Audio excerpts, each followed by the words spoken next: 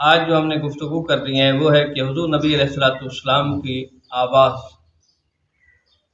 حضرت انس فرماتے ہیں کہ اللہ رب العزت نے ہر نبی خوبصورت چہرے والا، اچھی آواز والا بھیجا ہے، اور تمہارے نبی صلی اللہ علیہ وآلہ وسلم ان سب سے زیادہ اچھی صورت اور اچھی آواز والے تھے۔ سبحان اللہ۔ یہ اللہ کی طرف سے نبی کے لیے ترا امتیاز ہوتا ہے کہ وہ دنیا کے ہر عیب سے پاک ہوتا ہے۔ سبحان اللہ۔ وہ ظاہری اعتبار سے بھی پاک ہوتا ہے کہ اس کی شکل و صورت میں بھی کوئی ایسا عیب نہیں ہوتا، ٹھیک ہے۔ اور اس کی آواز، جس طرح یہ حدیث آپ کے سماعتوں کی نظر میں نے کی ہے، جتنے انبیاء اور رسول آئے ان کی سیرت بھی خوبصورت، صورت بھی خوبصورت، آواز بھی خوبصورت، اور سرکار کریم علیہ السلام سارے انبیاء اور رسول سے زیادہ خوبصورت بھی تھے اور خوبصورت آواز بھی تھی۔ اور آقا کریم علیہ السلام کی آواز جب آپ بولتے، نارمل آواز میں جب بھی بولتے تھے تب بھی ایک دور تک آپ کی آواز جاتی تھی۔ یہ بھی آپ کا ایک معجزہ ہے۔ ام المؤمنین سیدہ عائشہ صدیقہ رضی اللہ تعالی عنہ فرماتی ہیں کہ رسول کریم علیہ السلام جمعہ کے دن ممبر پر بیٹھے اور لوگوں سے فرمایا بیٹھ جاؤ۔ حضرت عبداللہ بن رواحہ اس وقت بنو غنم میں تھے، انہوں نے یہ آواز سنی اور اسی جگہ پہ بیٹھ گئے۔ یہاں دو چیزیں ہیں، ایک ہے کہ مسجد نبوی سے بنو غنم کتنے فاصلے پہ ہے۔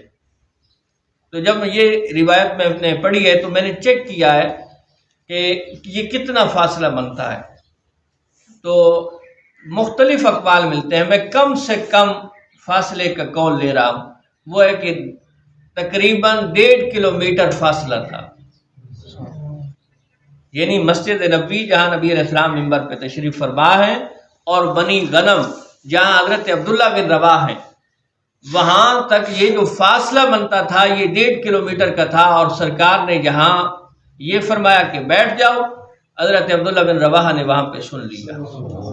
ایک یہ بات، دوسری بات، سرکار کے صحابہ سرکار کے حکم کے مطابق کس طرح جیتے تھے۔ سرکار نے فرمایا مسجد والوں کے لیے، لیکن حضرت عبداللہ بن رواحہ نے سنا ہے اور یہ سنا ہے کہ سرکار نے فرمایا کہ بیٹھ جاؤ، وہ اسی جگہ پہ بیٹھ گئے۔ یہ اطاعت کی انتہا ہے، تابعداری کی انتہا ہے۔ اسی طرح سرکار کریم علیہ السلام، حضرت ام ہانی فرماتی ہیں کہ نبی علیہ السلام کعبۃ اللہ کے اندر جب قرآن کی تلاوت کیا کرتے تھے تو ہم اپنے گھروں کے اندر اپنی چارپائیوں پہ لیٹے ہوئے سرکار کی آواز کو سنا کرتے تھے۔ تو یہ بھی میں نے فاصلہ چیک کیا ہے کہ حضرت ام ہانی کا گھر اور کعبۃ اللہ کے سے یہ کتنا فاصلہ ہے، تو یہ آدھے کلومیٹر کا فاصلہ ہے، 500 میٹر کا فاصلہ ہے، کہ 500 میٹر فاصلے تک سرکار دھیمی آواز میں اللہ کے کلام کی تلاوت کر رہے ہیں اور حضرت ام ہانی اپنے گھروں کے اندر سن رہی ہے۔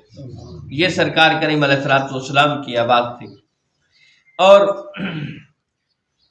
پھر اس کے بعد سرکار کریم علیہ السلام کا خوش ہونا اور کسی بات پہ، ایسی بات جو اللہ کے احکام کے خلاف ہے اس بات پہ غصہ ہونا، یہ بھی آپ کا، میں کہتا ہوں کہ ایک واحد شخصیت کائنات کے اندر سرکار کریم علیہ السلام کی ذات ہے کہ جس کے ہر ادا آپ کو کتابوں کے اندر ملے گی، ہر ادا کائنات کے اندر ایک واحد شخصیت سرکار کریم علیہ السلام کی ذات، ہر ادا اگر آپ کے دیکھنا چاہتے ہیں کہ جناب سرکار کریم علیہ السلام بیٹھتے کس طرح تھے، لیٹتے کس طرح تھے، کلام کس طرح کرتے تھے، مسکراتے کس طرح تھے، اور نبی کریم علیہ السلام کپڑے کس طرح کے پہنتے تھے، امامہ شریف کس طرح کا تھا، نبی علیہ السلام کی داڑھی مبارک کیسی تھی، دندان مبارک کیسے تھے، ناک کیسا تھا، آنکھیں کیسی تھیں، پلکیں کیسی تھیں، آبرو کس طرح تھے، پیشانی کس طرح تھی، سر کے بال کس طرح تھے، یہ ہر چیز سرکار کریم علیہ السلام کی آپ کو کتابوں کے اندر مل جائے گی۔ یہ واحد شخصیت سرکار کریم علیہ السلام کی ذات۔ تو رسول کریم علیہ السلام کا جب کسی بات پہ غصہ ہوتے اور غصہ اپنی ذات کے لیے کبھی نہیں کیا، اپنی ذات کے لیے نہیں، اللہ کے احکام کے لیے کبھی جب بھی غصہ ہوتے تو آپ آقا کریم علیہ الصلوۃ والسلام کے چہرہ کے جو رخسار مبارک ہیں وہ سرخ ہو جاتے تھے، پتہ چل جاتا تھا کہ سرکار کریم علیہ الصلوۃ والسلام کسی وجہ سے غصے میں آ گئے۔ اپنی ذات کے لیے کبھی بھی غصہ نہیں کیا، لیکن یہ اور اس غصے کی حالت میں ایک شخصیت تھی جو سرکار سے کلام کرتی تھی، کر سکتی تھی، وہ حضرت علی شیر خدا رضی اللہ تعالیٰ۔ یہ جرأت صرف حضرت علی کی تھی۔ ایک مرتبہ نبی کریم علیہ السلام سے کچھ ایسے سوال کیے گئے کہ جو نبی علیہ السلام کو مناسب نہیں لگے۔ سوال بھی ایسے کہ ایک بندے نے سوال کیا کہ یا رسول اللہ میرا باپ کون ہے، یعنی ایسے سوال، اس کے جواب سرکار نے دیے ہیں، یہ نہیں کہ سرکار نے جواب نہیں دیا، سرکار نے باقاعدہ جواب دیے ہیں۔ ایک پہ تہمت تھی کہ یہ اپنے باپ کا نہیں ہے، سرکار نے فرمایا یہ اپنے باپ کا ہے۔ دوسرے نے کھڑے ہو کر سوال کیا کہ میں کس کا بیٹا ہوں، تو سرکار نے جو اس کا والد تھا وہ نہیں، وہ ایک اور غلام کا نام لیا کہ یہ فلاں غلام کا بیٹا۔ اب سرکار کے لبہائے مبارک سے بات نکلی ہے، جھوٹ تو ہو نہیں سکتی۔ آپ نے اس لیے تو بلکہ قرآن نازل ہوا کہ آپ نبی علیہ السلام سے ایسے سوال نہ کریں کہ جس کا جواب آنے پہ پھر آپ کو شرمندگی اٹھانی پڑے۔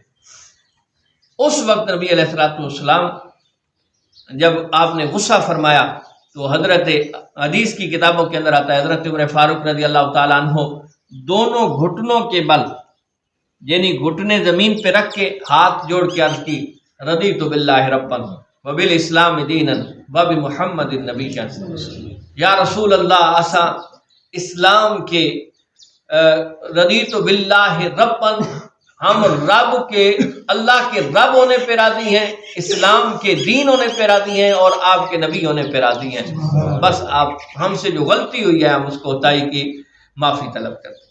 پھر سرکار کریم علیہ السلام خاموش ہو، اور سرکار کریم علیہ السلام کا چہرہ مبارک ایسا تھا کہ جس طرح آئینہ نہیں ہوتا، آئینے کی مانند چہرہ نبی علیہ السلام کا تھا کہ جو آئینے کے اندر آپ دیکھتے ہیں چیزیں نظر آتی ہیں، اتنا حسن تھا نا کہ سرکار کریم علیہ السلام کی حسن، یہ میرے سامنے جو روایت پڑھی ہے اس روایت میں ہے کہ سرکار کریم علیہ السلام کے چہرے مبارک میں ایسے محسوس ہوتا جس طرح دیواروں کا عکس آ رہا ہے، کہ جس طرح وہ شیشے میں نظر نہیں آتی وہ عکس آ رہا ہے۔